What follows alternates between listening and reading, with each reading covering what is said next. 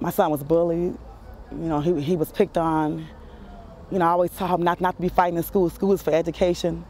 When he got there, he was jumped on. I can go on and on and on, you know. And I would go I would go through the principals, assistant principals, ask for help. And they would tell me that, you know, a lot of the kids here, they, you know, start from home. We can't kick them out because this is their school district. He was coming home with no books. And I kept asking, why are you coming home with no books? Do you have homework? And he would say, they didn't give us any. So I called the school and I asked them, why is Darian coming home with no books?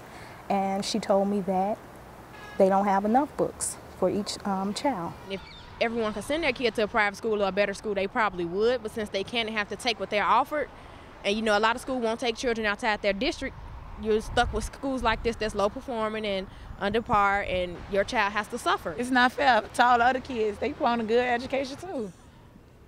They mamas probably can't afford it, so I think it's not fair. You know, our kids out here are getting the short end of the stick, really we are. Thousands of inner city parents living in some of Chicago's poorest neighborhoods could get a choice about where their children go to school. Lawmakers in Springfield will vote on a school voucher bill in November. If passed, parents of more than 30,000 Chicago public school students would get a $3,700 state voucher to use at the school of their choice. It's a pilot program and would only include students at the most low-performing and overcrowded Chicago elementary schools. It isn't a wholesale bailing out of Chicago public schools. It isn't abandoning the Chicago public schools.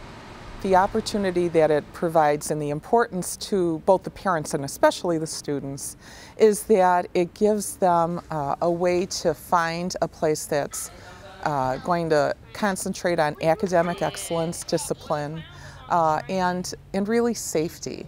So a lot of the private schools in the inner city are providing that sort of environment right now. How many trained standby to help them?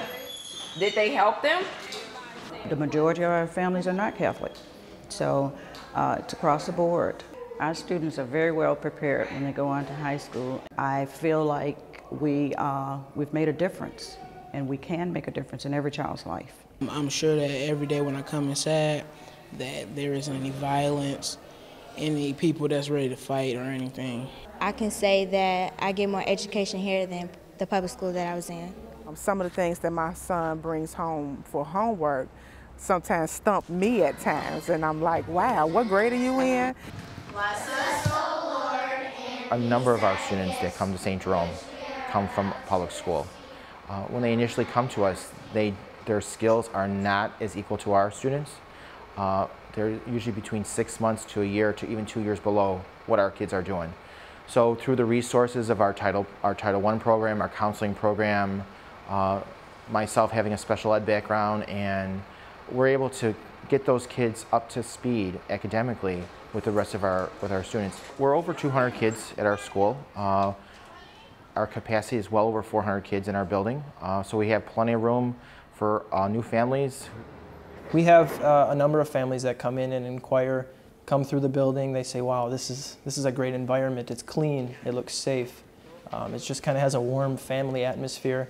They're very excited, and then we get to the point of talking about the tuition, and it's just out of the neighborhood's range. Our tuition ranges from $2,200 to $3,600, and the voucher would definitely cover that portion. We need to put them in the best environment where they can succeed, and if 38 kids in a classroom is not that environment, because they need that extra attention, you know, this program would allow for our school to bring in those kids, and we have 16 kids in a room where we can definitely meet their needs. We've lost almost 200 students in 3 years purely because of finances. I really didn't want to pull them out in the beginning, but I had to because I could not afford to pay for the school and pay for us to live and food and to get around.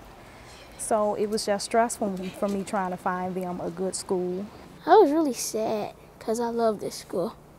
I was mad that we was going to have to leave St. Sabina because this school, I really love St. Sabina, so I didn't want to leave. I have been struggling. I know I work every day, and I know I deserve for my kids to go to a school that I know they're going to be well educated and safe. If your child was assigned to a school that is failing, and that's where they had to go, and they had no option to that, you would be all right with that? You would be okay with that if that was your child? So if it's not okay for your child, why is it okay for somebody else's child? It's not about hurting public schools or helping private schools. This is about a right of choice for children who deserve a good and decent education. Do the children have a right to learn? And yes, they do have a right to learn. Do the children have a right to have a better future? Yes, they do. And that's what this is about, educating our children. Students participate in the voucher program. Last May, the voucher bill was narrowly defeated in Springfield. Some lawmakers who voted against it represent districts overrun with schools on the poor performing list. They can afford to send their children to better schools, and that just lets you know that they are elected officials, but they don't have faith in the schools in their own districts. So that's why their children aren't here. If you want to send your child to the school because of the lack of education, why do you think our kids want to go to a school like this? It's not about Democrats or Republicans, it's not about left wing or right wing, it's about right and wrong. So, I mean, I will join with a frog on a cause if the frog is hopping for the right cause. You know, the cost at which we're able to provide an education is lower than the cost at which the state and the city can provide the education.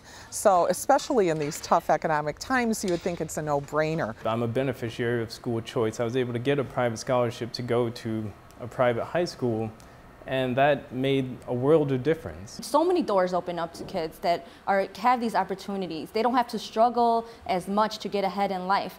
It'll make my life so much easier, so much better, less stress. I'll be able to breathe, sleep, you know, not worry about, okay, tomorrow's another day, and tell him, don't worry about it. You know, it'll be okay, you know.